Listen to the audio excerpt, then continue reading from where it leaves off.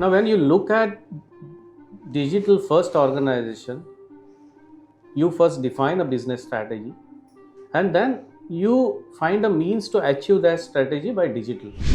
So that is what my definition of digital first is.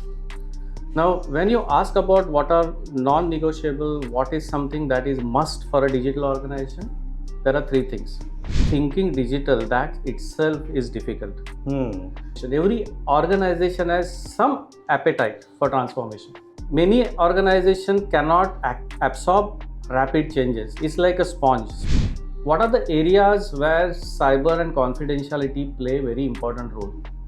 Anything else beyond that, you can balance.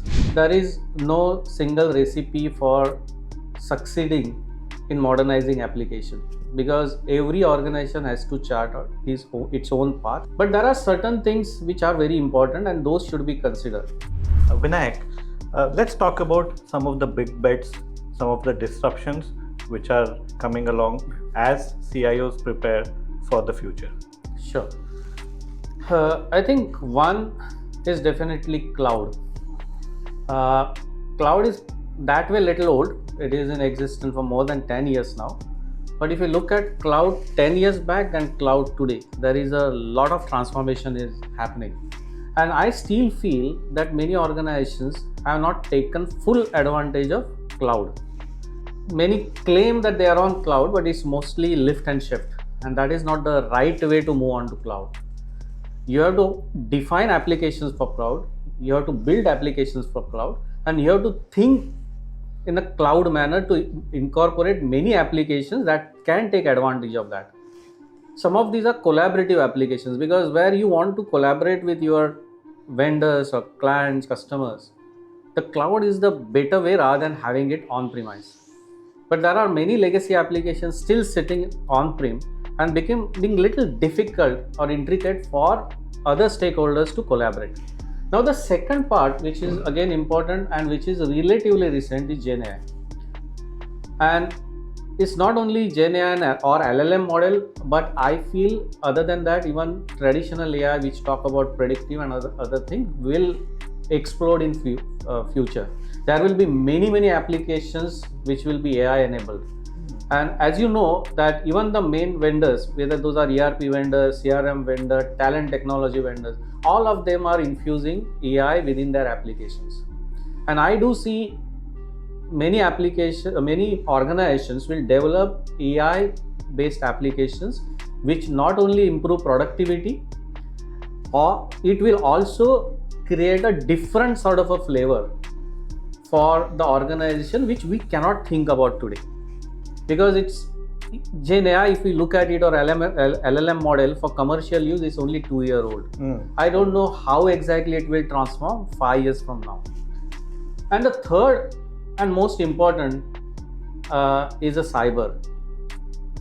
Cyber will continue to take a lot of energy and money off organization because the way AI helps cyber to strengthen, similarly AI helps attackers also to basically improve their ways and means of attacking organizations.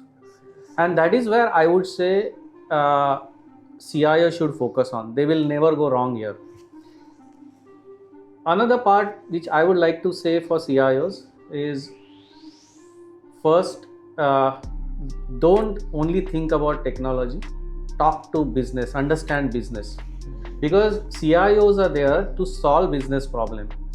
We are not here to solve technology problem. Technology problems are normally solved by your team, but as a leader, you have to solve business problem. Second thing is CIOs have to bring in change and manage change. So it is important that they go out to meet people, understand their way of working, and that is a simple way for them to really plan their change management strategies. And another one which is very critical is understanding rules and regulations around your industry, because those are dynamically changing.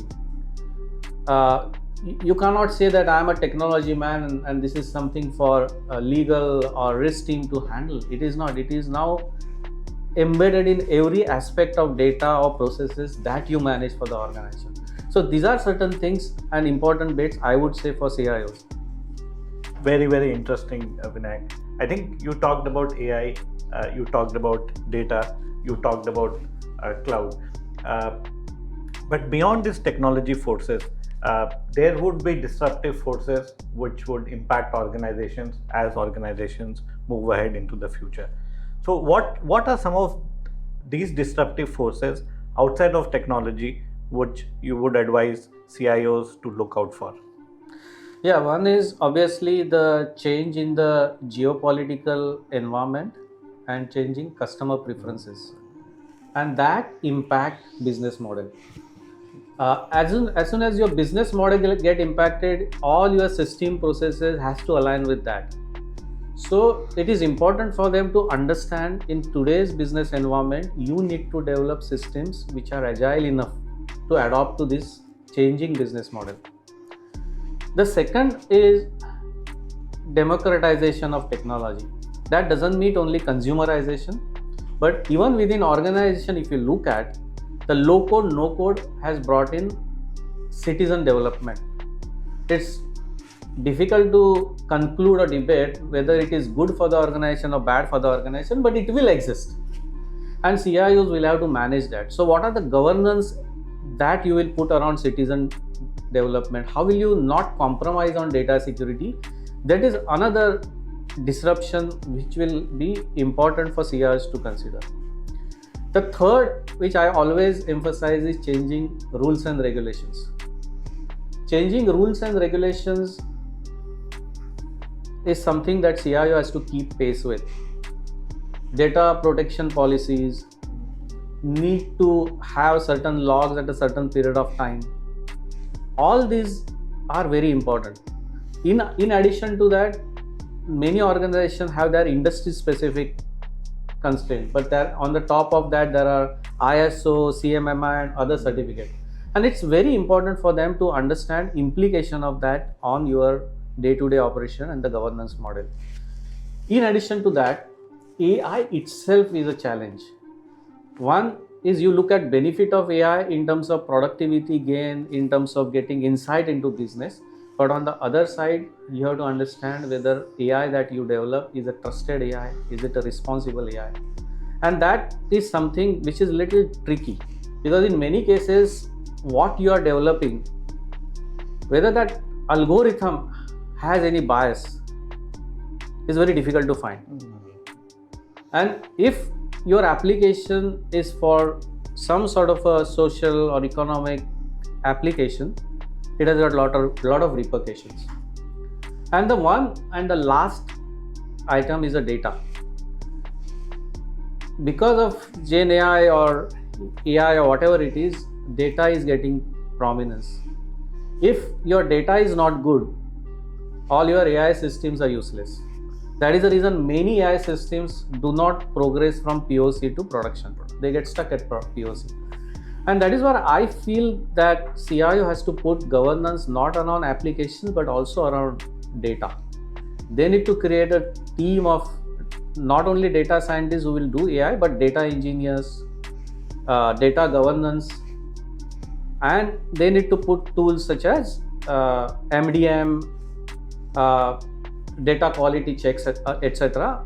going forward, because that is something which is changing, which is earlier not so much of CIO's attention, is becoming core part of CIO now.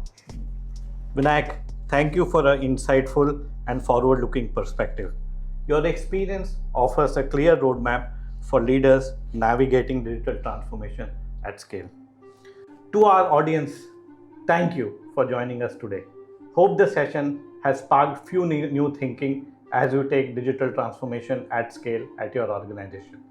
On behalf of New Summit and ThoughtHive, thank you for your time and look forward to having a conversation.